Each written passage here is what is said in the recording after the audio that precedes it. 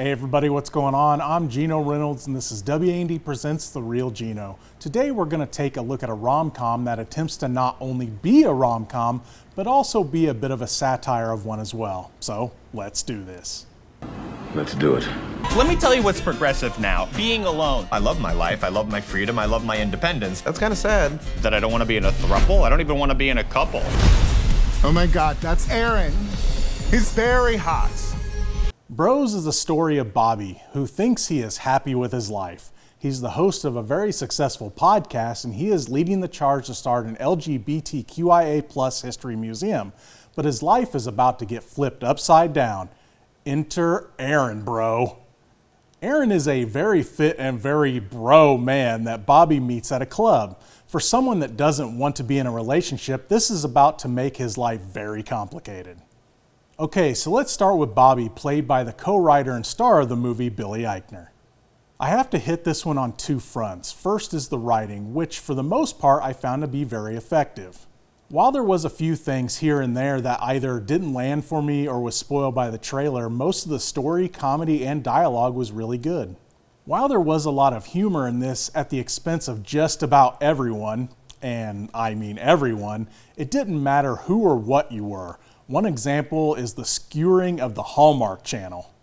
Oh, I'm sorry, the Whole Heart Channel. Of course, this leads us to our broiest of bros, Aaron, played by Luke McFarlane. What's really funny is that he has starred in a ton of Hallmark movies and is currently filming his 14th movie for them.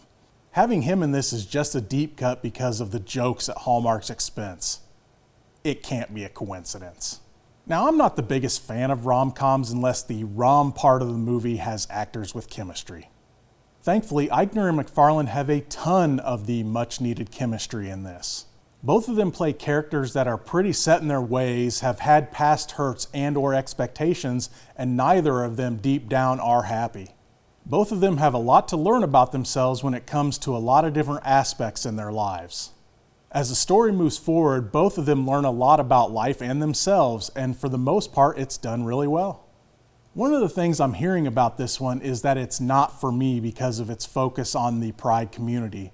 I've also seen some pretty nasty things being said by people that won't even give the movie a chance. Look, if you're just not interested, I say fair enough. But here's the thing, what about those that it is for? Those in the pride community are getting a rom-com version that they can identify with, that in a lot of ways shows a lot of what their lives are like, both good and bad. Just like everyone else, and I'm talking about human beings here, they deserve for their stories to be told too.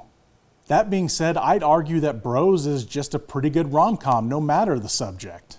While not always on point, the comedy and story as well as the leads couple's chemistry is pretty great in this. If it's not for you, just do me one favor. Be cool about letting it be something for those that it is for.